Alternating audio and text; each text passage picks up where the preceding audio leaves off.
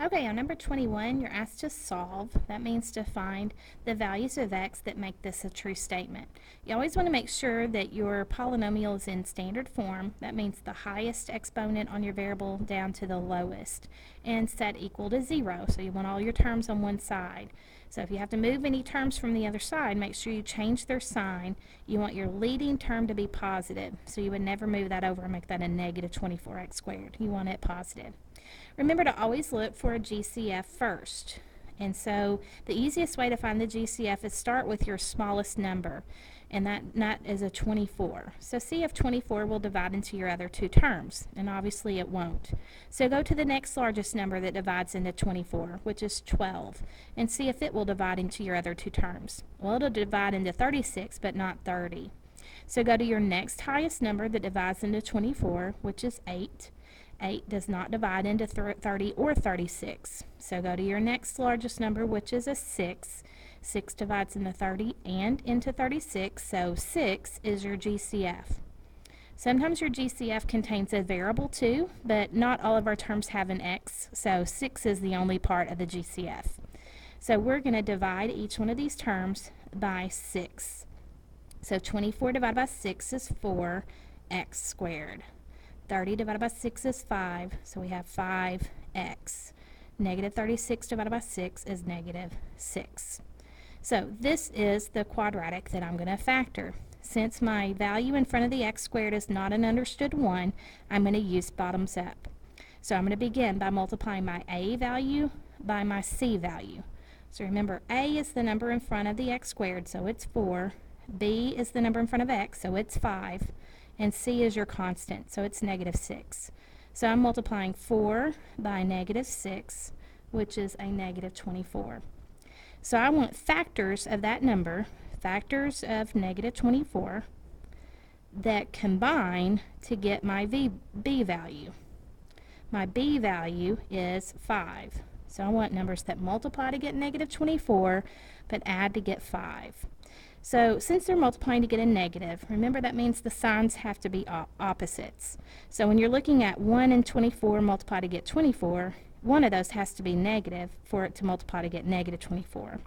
So again, 2 and 12, 1 has to be negative to get negative 24. 3 and 8, 1 has to be negative. 4 and 6, 1 has to be negative. So those are all the values that multiply to get negative 24.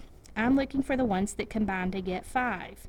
These combine to get 23, negative 23, 10, negative 10, 5. Here's my values right here. So I'm going to begin with my starting binomials using negative 3 and 8, so writing x minus 3 and x plus 8 since 8 is positive. Don't forget your GCF and that you're set equal to 0. Now don't stop there. This would not multiply to get 4x squared plus 5x minus 6. You have to remember that we multiply by a, and so we have to undo that multiplication now by dividing by a. So my a value is 4. I'm going to divide both of these terms by 4. Don't forget to simplify those fractions if they will simplify. Well, 3/4 won't simplify, so I'm going to leave that as x minus 3/4. But 8/4 does. 8 divided by 4 is 2. Now, if I was just factoring and not solving, if we didn't have this equal to part, remember this is when we would use what's called bottoms up and move the 4 in front and make that 4x minus 3. But since I'm solving, it's actually easier to leave the bottoms up undone, because now I can see what values of x make these factors 0. So since all three of these numbers multiply to get 0, at least one of them has to be 0. Well, there's not any value of x that's going to make 6 equal to 0. This is not a solution because it doesn't contain a variable. I only have 2 x's, so I only have 2 solutions. Also, remember your highest exponent on your x value tells you the largest number of solutions you can have. So this tells me I can only have, at most, 2 solutions. I could only have 1 and I could have none, but at most I would have 2. So here are my 2 values of x. What value of x would make x minus 3/4 0? Well, since this is a negative 3/4, this x would have to be a positive 3/4. And since this is positive 2, x would have to be negative 2. Those are my two solutions, positive 3/4 and negative 2. Remember, do not write those in parentheses together. That's not a single point. Those are two separate points when x is, this is the x value, and your y would be 0. So this would be the point 3/4, 0, and this would be the point negative 2, 0. But you can just write them as 3/4 and negative 2. Just don't write them as a single point.